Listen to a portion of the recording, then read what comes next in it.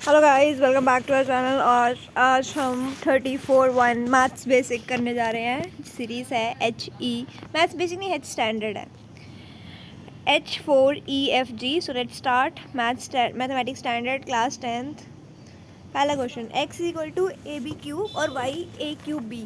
तो हमें क्या निकालना है? HCF minus LCM। देखो HCF क्या हो सकता है? हाईएस्ट कॉमन फैक्टर AB, ठीक है। उसके बाद हमें क्या निकालना है? एलसीएम। एलसीएम क्या होगा? ए क्यूब बी क्यूब। अब हम लेते हैं यहाँ पे कॉमन। कॉमन क्या होगा? A B, 1 minus A square B square. Correct? कोई डाउट? तो ए स्क्वायर बी स्क्वायर को हम ऐसे भी लिख सकते हैं ना, ए बी 1, सॉरी यार, A B 1 minus A B whole square. ये क्या बना है? A B into 1 minus A B, 1 plus A B, A square minus B square.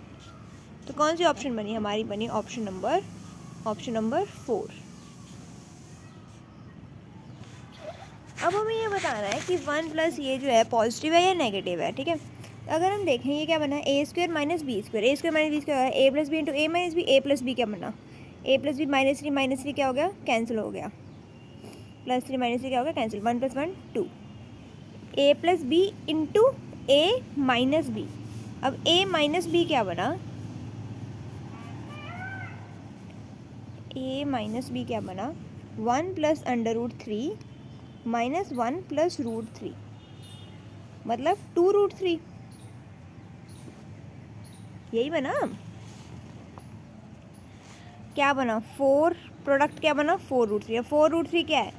4√3 है एक पॉजिटिव इर्रेशनल नंबर, ठीक है।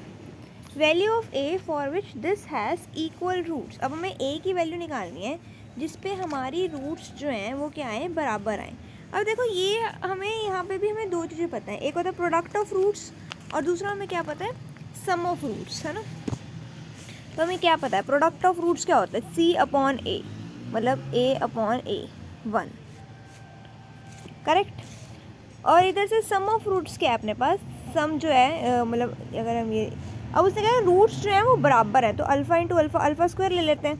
मतलब रूट्स क्या हैं? +-1।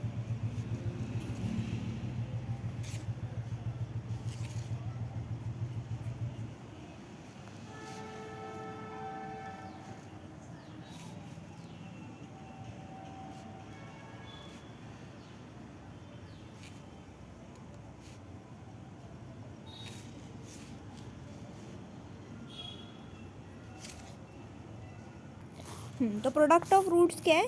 Alpha into beta is equal to C/A, मतलब दोनों रूट्स क्या हैं? बराबर। तो दोनों रूट्स किसके बराबर हो गए? दोनों रूट्स का प्रोडक्ट कितने के बराबर होगा? C क्या है? A क्या है? A मतलब 1 के। तो रूट्स क्या होंगी? +1 या फिर -1। अब ये वैल्यू हम यहाँ पे डालेंगे, ठीक है। यहाँ पे वैल्यू डाल के हमें क्या मिला? A, यहाँ पे भी 1 + 1, तो 2A इज इक्वल टू -1 और A क्या आ गया? -1/2। ये वाली ऑप्शन। डिस्टेंस जो है अपना 3 यूनिट्स है एक्स एक्सिस से, कौन सा कोऑर्डिनेट नहीं हो सकता? 3 यूनिट है एक्स एक्सिस, मतलब पीछे जो है 3 ही होना चाहिए। ये 3 ठीक है, ये 3 ठीक है, ये 3 ठीक है, ये क्या है? 1 है, इससे ये नहीं हो सकता। तो ये अपना करेक्ट आंसर आ गया। नंबर ऑफ रेड बॉल्स जो हैं 10 ज़्यादा हैं क्या कहते हैं, ब्लैक बॉल से, और प्रोबेबिलिटी जो है ब्लैक बॉल्स की क्या है? 3/5 है। मतलब अगर एक एक्स है तो दूसरा क्या है? 10 + x। रेड बॉल जो है 10 + x है, ब्लैक बॉल क्या है? x है। Probability that drawing red ball, red ball की प्रोबेबिलिटी क्या है? 10 + x upon 10 + 2x equal to 3/5 है। तो x की वैल्यू क्या आएगी? 50। चलो हमें वैल्यू ऑफ p निकालने हैं जिसमें सॉल्यूशन जो है वो क्या रहे? इनफाइनाइट रहे। तो सिंपल है भाई, px + 3y किसके बराबर है? p - 3 के। 12x + py किसके बराबर है? p के। बस अपॉन ही करना है आपने, आंसर +-6 आ जाएगा। 7th, इसका आंसर है 80 डिग्री। क्योंकि देखो एंगल सी वाला एंगल जो है, एंगल सी वाला एंगल इस आर के बराबर है, इसीलिए आया ये 80 डिग्री। अब हमें ये बताना है 2 tan a किसके बराबर है, 2 tan a जो है 3 tan a के बराबर है। तो एंगल ए की मेजरमेंट क्या होएगी? ए की मेजरमेंट है 30 डिग्री, क्योंकि देखो tan 60 कितना होता है, tan 60 होता है √3, और 3 of tan 30 क्या होता है, 3/1 √3 इक्वल टू √3। तो आंसर है अपना 30 डिग्री। नाइन्थ में क्वेश्चन है, which of the following statement is true? sin 20 more than sin 70, sin 20 more than cos 20, cos 20 more than cos 70। देखो इसमें क्या होता है ना, जो साइन की वैल्यू है ना, वो यहाँ से वो क्या करती है, जैसे साइन 0 है, साइन 0 की वैल्यू क्या होती है 1, जबकि cos 0 है उसकी वैल्यू क्या होती है 1, है ना। अगर हम sin 30 दें तो इसकी वैल्यू होती है 0.5, और इसकी कितनी है √3/2। मतलब हर एक पॉइंट पे साइन की वैल्यू जो है वो, जैसे ही साइन बढ़ रहा है तो जो वैल्यू है वो बढ़ेगी। मतलब sin 70 की वैल्यू बड़ी होनी चाहिए, साइन की वैल्यू ऐसे बढ़ रही है और cos की वैल्यू ऐसे बढ़ रही है। तो अपने पास क्या आ गया, sin 20 नहीं, cos 20, ये सही आ गया। 9th का C part. 30 meter long rope is tightly stretched and tied from the pole. Makes an angle of 60 degree with the ground. Height क्या निकालनी है पोल की, ये निकालनी है। तो सिंपल sin 60 का √3/2। परपेंडिकुलर हमें पता नहीं, हाइपोटेनस तो पता है, तो आ गया 15 √3। इसका आंसर है 100। इसका आंसर है प्रीसीडिंग। इसका तो वही है, 3 median is equal to 2 mean plus mode.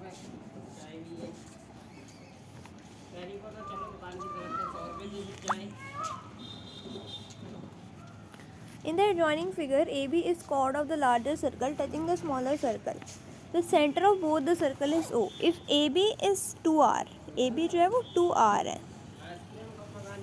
OP R है, OP R है, then the radius of larger circle is, मतलब हमें ये निकालना है, ये निकालना है। तो क्या होगा, √r² + r² √2r। इसका आंसर है 20 सेंटीमीटर। कैलकुलेशन से आराम से निकाल लेना भाई, बहुत लंबा तरीका था। 17th, which of the following is true for polynomial of degree 3? Degree 3 मतलब कम से कम, मतलब इसके मैक्सिमम 3 रूट्स होंगे, ठीक है। तो आगा it has at most 3 distant root.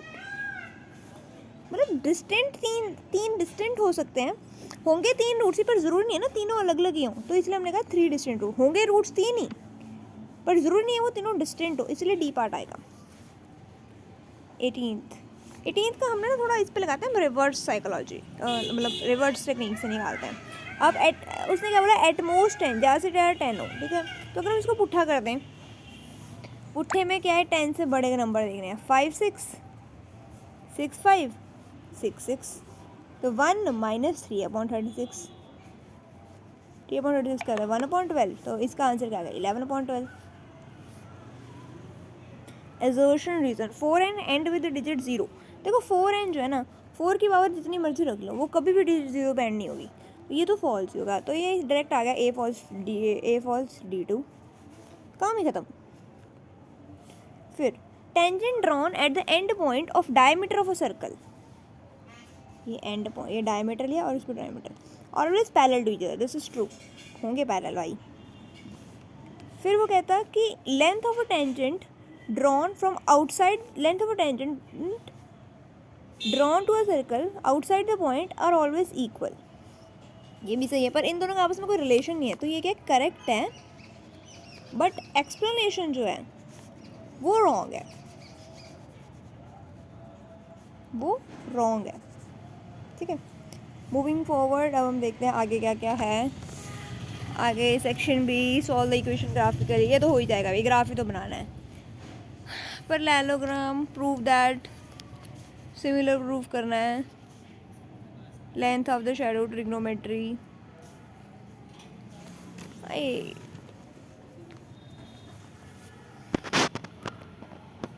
ये तो वैल्यू ऑफ एक्स निकालनी है, तो ये भी मुश्किल काम नहीं है, अच्छा क्वेश्चन है, मज़ा आएगा करने में।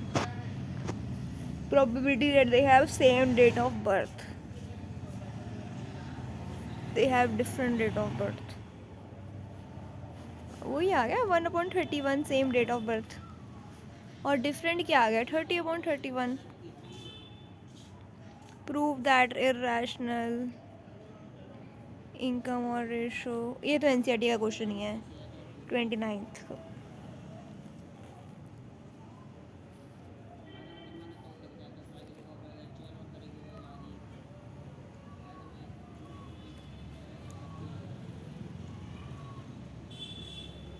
ओह वाओ, बीपीटी, ये बीपीटी तो श्योर क्वेश्चन है, आ ही जाता है, बीपीटी तो आना लिखित ही है।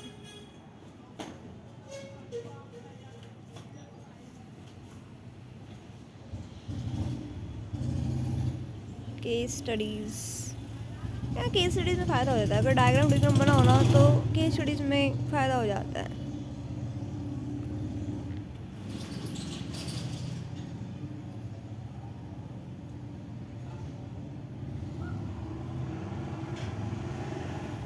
इसका भी बढ़िया यार, ट्रिग्नोमेट्री का डायग्राम दिया हो तो और तो क्या काम ही नहीं रहता, डायग्राम दिया हो तो काम ख़त्म हो जाता है अपने आप ही।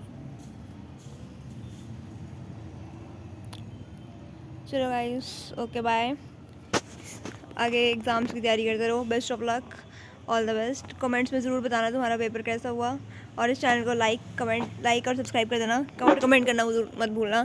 Thank you, bye bye.